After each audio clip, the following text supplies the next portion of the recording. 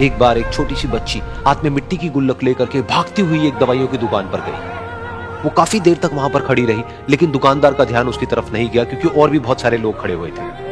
उसने दुकानदार को कई बार बुलाया, लेकिन वहां पर भीड़ इतनी थी कि दुकानदार का ध्यान उसकी तरफ गया ही नहीं। और फिर उस बच्ची को थोड़ा सा गुस्सा आया तो उसने अपनी मिट्टी की गुल्लक लेकर के वहीं काउंटर पर जोर से रख दी, जिसके बाद में जो दुकानदार था और जितने भी लोग खड़े थे वो सब उस बच्ची की तरफ देखने लग गए। और फिर उस दुकानदार ने उस बच्ची से पूछा, बेटे आपको क्या चाहिए? तो वो बड़े ही भोलेपन से बोली कि मुझे एक चमत्कार चाहिए।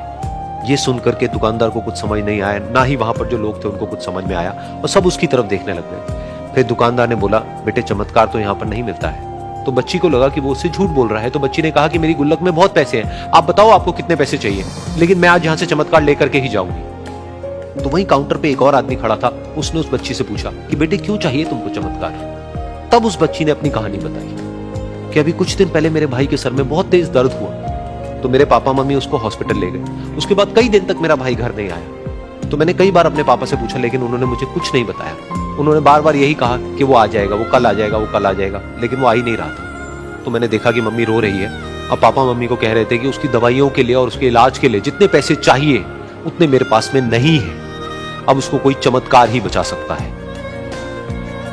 तब मुझे लगा कि अगर मेरे पापा के पास में इतने पैसे नहीं भी हैं तो क्या हुआ, मेरे पास में तो है। तो मैंने जितने भी पैसे जोड़ रखे हैं वो सारे लेकर के मैं इस दवाई की दुकान पर आई। फिर उस आदमी ने उस बच्ची से पूछा, कितने पैसे हैं तुम्हारे पास में? ये सुनते ही उस बच्ची ने अपनी गुल्लक उठाई, जमीन पर फेंकी और तोड़ दी, और पैसे गिनने लग गई। बाकी सब लोग खड़े होकर के उसको देख रहे थे। थोड़ी देर बाद उसने सारे पैसे अपने हाथ में इकट्ठे किए और बोली, मेरे पास में पूरे 19 रुपए हैं। वो जो आदमी वहां पर खड़ा था वो थोड़ा सा मुस्कुराया और बोला कि अरे तुम्हारे पास में तो पूरे पैसे हैं, इतने का ही तो आता है चमत्कार। ये सुनकर के वो बच्ची बहुत खुश हो गई और बोली कि चलो मैं आपको अपने पापा से मिलवाती हूँ।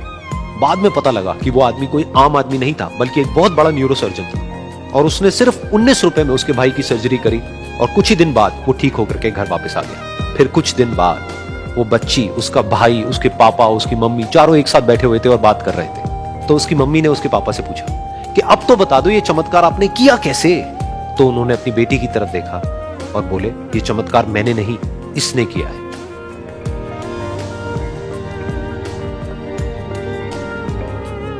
तो यहां पर एक बहुत बड़ी बात है जो हम उस छोटी सी बच्ची से सीख सकते हैं कि जिंदगी में कभी कभी ऐसा होता है कि हमको कोई रास्ता नजर नहीं आ रहा होता है और हम लोग हिम्मत हार जाते हैं। तब हमारे अंदर एक बच्चा होता है जो कोशिश करने से कभी भी पीछे नहीं हटता है। वो हार मानने को तैयार नहीं होता है क्योंकि उसको ना शब्द समझ नहीं आता है। वो बच्चा जिसके लिए कुछ भी नामुमकिन नहीं है, क्योंकि वो हर हाल में कोशिश करता ही रहता है।